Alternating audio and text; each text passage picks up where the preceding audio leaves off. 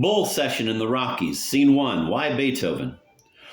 Somewhere in New Mexico, 3 of us are motoring at ridiculous speed to a destination as yet unknown in the Mad Mountains, Picasso Pass, or what you will. Younger brother, 16, a licensed pilot and the world's authority on nuclear physics, is at the wheel, intent on overtaking every car on the road. Lyric poet on my left is taut with terror and, I feel, is praying continuously for an immediate arrival anywhere. He must live at least long enough to finish his current volume. LP is a poet's poet from Britain and one of those incredible people who are constantly involved in politics. Constantly so involved in politics, love, music, and working ideals that, despite their established success, they often find themselves embarrassed in the presence of a laundry bill. When LP speaks, he is oracular. When he is silent, he is even more so. LP, with a certain frozen evenness. My dear YB, I suspect you have forgotten the fact that our tire burst yesterday was caused by just such driving as you are now guilty of. YB, don't end your sentence with a preposition. But YB is impressed enough to reduce speed considerably, though gradually enough to preclude the suspicion that he has yielded a point. Few can impress hard-boiled YB, but even he is not immune to the oracle. Some minutes pass in relieved silence, and with the tension gone, LP may now revert to the basic matter of all trip talk, the scenery.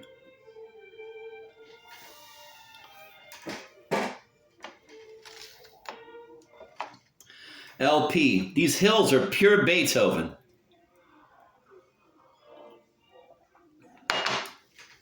There is an uneventful lapse of 5 minutes, during which LP meditates blissfully on his happy metaphor. YB smarts under the speed restriction, and I brood on the literary mind which is habitually forced to attach music to hills, the sea, or will-o'-the-wisps. LP. Pure Beethoven. LB, ceasing to brood. I had every intention of letting your remark pass for innocent, but since you insist on it, I have a barbed question to put. With so many thousands of hills in the world, at least 100 per famous composer, why does every hill remind every writer of Ludwig van Beethoven? LP, fancy that, and I thought I was flattering you by making a musical metaphor. Besides, I happen to find it true. These mountains have a quality of majesty and craggy exaltation that suggests Beethoven to me. LB, which symphony? LP, very funny indeed. You mean to say that you see no relation between this landscape and Beethoven's music? LB, certainly. And Bach's, and Stravinsky's, and Sibelius, and Wagner's, and Raff's. So why Beethoven? LP, as the caterpillar said to Alice, why not? LB, I'm being serious, LP, and you're not. Ever since I can recall, the first association that springs to anyone's mind when serious music is mentioned is Beethoven. When I must give a concert to open a season, an all Beethoven program is usually requested. When you walk into a concert hall bearing the names of the greats inscribed around it on a frieze, there he sits, front and center, the first, the largest, the most immediately visible, and usually gold-plated. When a festival of orchestral music is contemplated, the bets are 10 to 1 it will turn out to be a Beethoven festival. What is the latest chic among young neoclassic composers? Neo-Beethoven. What is the meat and potatoes of every piano recital? A Beethoven sonata. Or of every quartet program? Opus 100, etc. What did we play in our symphony concerts when we wanted to honor the fallen in war? The Eroica. What did we play on V-Day? The 5th. What is every United Nations concert? The 9th. What is every PhD oral exam in music schools? Play all the themes you can from the 9 symphonies of Beethoven. Beethoven, Ludwig v. LP. What's the matter? Don't you like him? LB. Like him? I'm all for him. In fact, I'm rather a nut on the subject, which is probably why I caught up your remarks so violently. I adore Beethoven.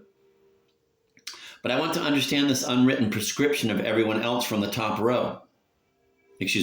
But I want to understand this unwritten proscription of everyone else from the top row. I'm not complaining. I'd just like to know why not Bach, Mozart, Mendelssohn, Schumann, YB. Anybody want a piece of gum? LP. Well, I suppose it's because Beethoven, or rather there must be a certain that is, if one thinks through the whole LB. That's just what I mean. There's no answer. LP, well, damn it, man, it's because he's the best, that's all. Let's just say it out, unashamed. Beethoven is the greatest composer who ever lived. LB, who agrees but has a Talmudic background? Dunkt der Das? May I challenge you to a blow-by-blow substantiation of this brave statement?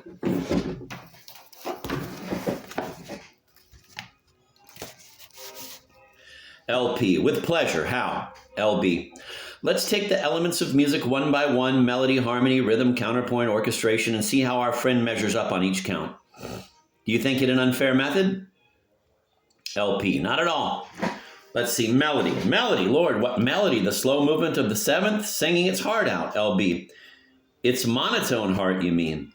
The main argument of this, quote, tune, end of quote, if you will recall, is glued helplessly to E natural. LP, well, but that is intentional, meant to produce a certain static, somber, march-like LB. Granted, then it is not particularly distinguished from melody. LP, I was fated to pick a poor example. How about the first movement? LB, just try whistling it. LP makes a valiant attempt. Stops. Pause. LB, brightly, shall we move on to harmony? LP, no, damn it. I'll see this through yet. I've got it. The slow movement of the A minor quartet, the holiness of it, the thankfulness of the convalescent, the purity of incredibly sustained slow motion, the LB. The melody? LP, oh, the melody. What is melody anyway? Does it have to be a beer hall tune to deserve that name? Any succession of notes. Why, B, you're speeding again. Any succession of notes is a melody, isn't it? LB, technically, yes, but we are speaking of the relative merits of one melody versus another. And in the case of Beethoven, LP, somewhat desperately. There's always that glorious tune in the finale of the ninth. D-da-da, LB. Now, even you must admit that one is beer hall par excellence, don't you think? LP, with a sigh. Sedunt Helveti. We move on to harmony. Of course, you must understand that I'm not a musician, so don't pull out the technical stops on me. LB, not at all. Lyric 1. I need only make reference to the 3 or 4 most common chords in Western music. I'm sure you are familiar with them. LP, you mean, sings, now the day is over, night is drawing nigh, shadows of the evening. LB, exactly. Now, what can you find in Beethoven that is harmonically much more adventurous than what you have just sung? LP, you're not serious, LB. You couldn't mean that. Why, Beethoven the radical, the arch revolutionary, Napoleon, all that? LB. And yet the pages of the Fifth Symphony stream on with the old 3 chords chasing each other about until you wonder what more he can possibly wring from them. Tonic, dominant, tonic, subdominant, dominant, LP. But what a punch they pack, LB. That's another matter. We were speaking of harmonic interest, weren't we? LP, I admit I wouldn't advance harmony as Beethoven's strong point, but we were coming to rhythm. Now there you certainly can't deny the vigor, the intensity, the pulsation, the drive, LB. You back down too easily on his harmony. The man had a fascinating way with a chord, to say the least.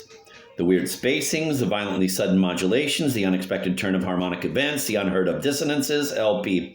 Whose side are you on anyway? I thought you had said the harmony was dull. LB, never dull, only limited, and therefore less interesting than harmony which followed his period. And as to rhythm, certainly he was a rhythmic composer, so was Stravinsky. So were Bizet and Berlioz. I repeat, why Beethoven? Are his rhythms more intriguing than the others? Did he introduce any new ones? Doesn't he get stuck on a pattern for pages like Schubert, hammering it into your insides? Again, I ask, why does his name, Lo, lead all the rest? LP, I'm afraid you're begging the question. Nobody has proposed that Beethoven leads all the rest solely because of his rhythm or his melody or his harmony. It's the combination, LB. The combination of undistinguished elements? That hardly adds up to the gold-plated bust we worship in the Conservatory Concert Hall. And the counterpoint, YB, gum, anyone? LB, is generally of the schoolboy variety. He spent his whole life trying to write a really good fugue. And the orchestration is at times downright bad, especially in the later period when he was deaf.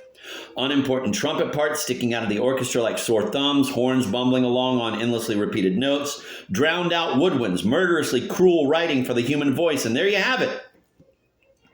LP, in despair. YB, I wish I didn't have to constantly keep reminding you about driving sanely. YB, you have just split an infinitive, but he slows down. LP, almost in a rage, a lyrical one, of course. Somehow or other, I feel I ought to make a speech. My idol has been desecrated before my eyes, and by one whose tools are notes, while mine are words. Words!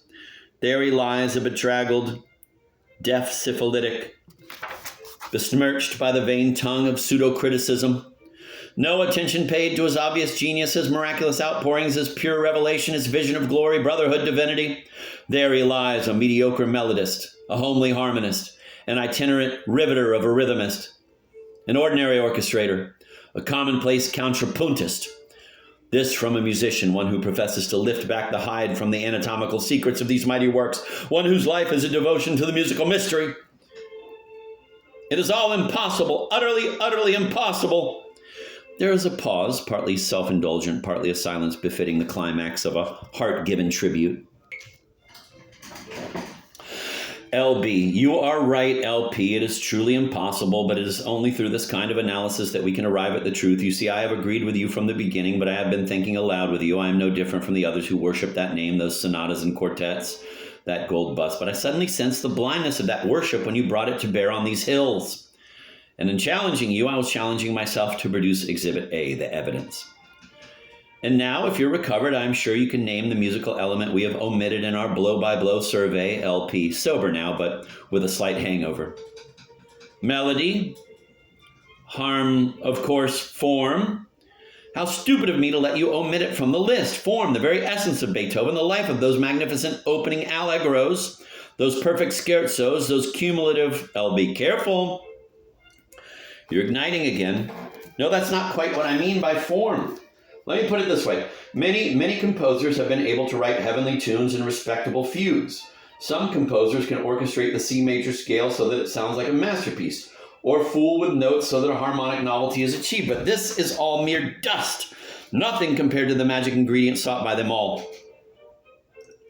The inexplicable ability to know what the next note has to be. Beethoven had this gift in a degree that leaves them all panting in the rear guard. When he really did it, as in the funeral march of the Eroica, he produced an entity that always seems to me to have been previously written in heaven, and then merely dictated to him. Not that the dictation was easily achieved. We know with what agonies he paid for listening to the divine orders. But the reward is great. There is a special space carved out in the cosmos into which this movement just fits, predetermined and perfect. LP, now you're igniting. LB, deaf to everything but his own voice. Form is only an empty word, a shell, without this gift of inevitability. A composer can write a string of perfectly molded sonata allegro movements with every rule obeyed and still suffer from bad form. Beethoven broke all the rules and turned out pieces of breathtaking rightness. Rightness, that's the word. When you get the feeling that whatever note succeeds the last is the only possible note that can rightly happen at that instant in that context, then chances are you're listening to Beethoven. Melodies, fugues, rhythms, leave them to the Tchaikovskys and Hindemiths and Ravels. Our boy has the real goods, the stuff from heaven, the power to make you feel at the finish. Something is right in the world. There's something that checks throughout, that follows its own law consistently, something we can trust that will never let us down. LP, quietly. But that is almost a definition of God. LB. I meant it to be.